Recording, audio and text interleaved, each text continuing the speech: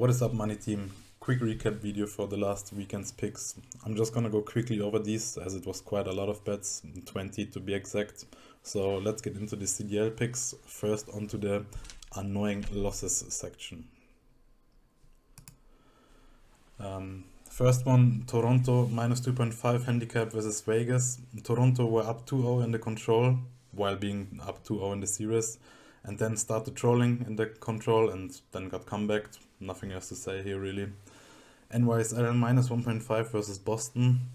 NYSL had at 2-2 in the control, had a 8-3 life advantage, but since the map is ass and it's hard to win as an attacker, they went on to lose that one, also because Slasher abused an G8 stair glitch, which basically, makes people invisible kinda. Good game. 2024 out here, which made us lose this bet too, which was annoying. Then Rocker map 4 versus Seattle. This was terminal hardpoint, which Rocker were actually good at before this weekend, aka when they were looking like the worst team in the league. They somehow end up losing it to Seattle. They are not good in hardpoint, but it is what it is. Then we also had Fellow over 5.5 kills in the map 2 in the Carolina versus LAT game. Lil Bro had 5 kills at 3-3 round count, but just couldn't get one more. Shitter, trash can. But it is what it is. Then onto the fair losses section. Here we had LIG, map 1 versus Rocker. I'll take it to the chin since Rocker seems to have improved a lot while LIG was on a 6 map lose streak throughout the whole weekend, which is, it's okay. FaZe minus 2.5 versus Carolina Ravens. Fair play, Carolina turned up, beat FaZe 3-1 in that control. It is what it is. Seattle map 5 versus Rocker. I banked on Seattle to have improved on the Karachi S&D, which they've looked bad on all season, but LA and RCTs, they're supposed to be these S&D kids, but no, completely kinda got shit on. And at this point I gotta say, LA and RCTs don't belong in the league. They are just living off the name of their past. They are not even good in S&D, get them out. Then onto the good wins section. Shotzi to have the most kills versus Journey in the Optic versus Miami game. He was down 6 kills after map 1 and 2, but then turned up in the control and ended up by being up 2 kills. Abuser to have the most kills versus Linz in the Seattle versus Rocker series. As expected, this was a close one, but Abuser kinda won convincingly still. I'm confident to say this one was given wrong odds. No way, we should get a 2.50 price on that one. And then also Carolina plus 65.5 map 4 versus FaZe. This was a sub-base hardpoint, which is always very mixy. FaZe also almost lost to LAG on that map, so I was pretty confident on this one. And Carolina actually went on to completely win this map without any handicap, which was very surprising, but good on them. Then onto the expected wins.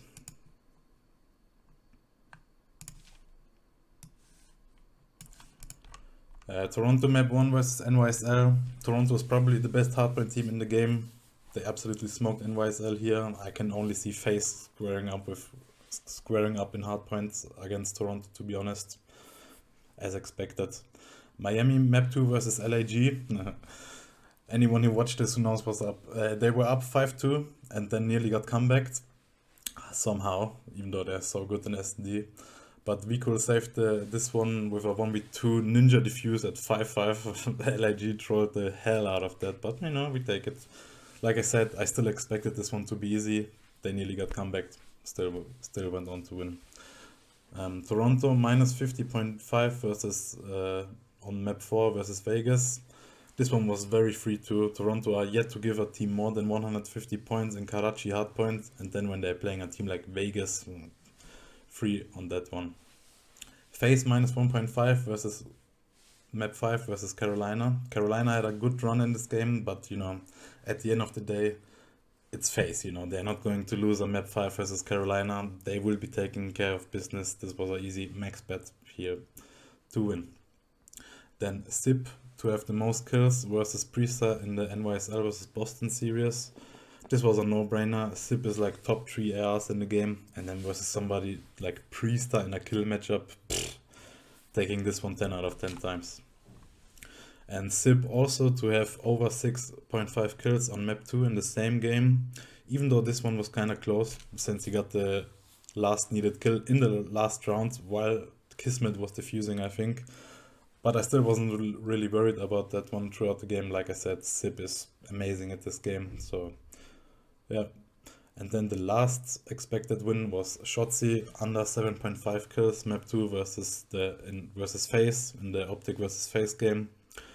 Shotzi is just not the player he's always getting made out to be. The name TikToksy is very fitting here. He's all flash, but not much behind it. They're not gonna drop him though, because he's TikToksy. He brings a certain kind of push to the org, but whatever. Lastly, onto the UFC recap. Arnold Allen lost versus Evloev. This was a robbery in my opinion. I had Allen winning round 1 and 3.